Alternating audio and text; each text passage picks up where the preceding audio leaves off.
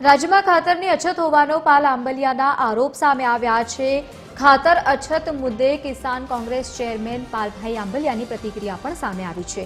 આરએસએસની એક સંસ્થા ખેડૂતોને ખાતર ન આપે અને બીજી સંસ્થા વિરોધ કરે। ભાજપની જ સંસ્થા ભારતીય કિસાન સંઘે પણ ખાતરની અછત હોવાનું સ્વીકાર્યું છે। કૃષિમંત્રી કહે છે ખાતરનો પૂરતો જથ્થો છે તો ખેડૂતોની ખાતર માટે કેમ લાઈનો છે। કૃષિમંત્રી અને ખેતી નિયામકનું સરકારને બદનામ કરવાનું આ ષડયંત્ર।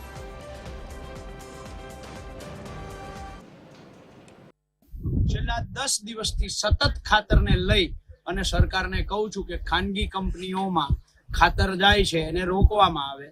હું લગભગ છેલ્લા 1.5 મહિનાથી કહું છું કે રાજ્યના કૃષિ મંત્રી અને રાજ્યના ખેતી નિયામક સરકારને બદનામ કરવા માટેનું ષડયંત્ર કરે છે।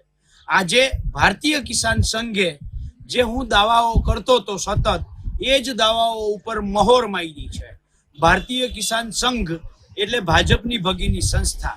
ભાજપની ભગીની સંસ્થા પણ હવે તો એમ કહે છે કે ખેડૂતોને ખાતર મળતું નથી, કંપનીઓમાં ખાતર જાય છે, તાત્કાલિક ખેડૂતોને ખાતર આપવું જોઈએ।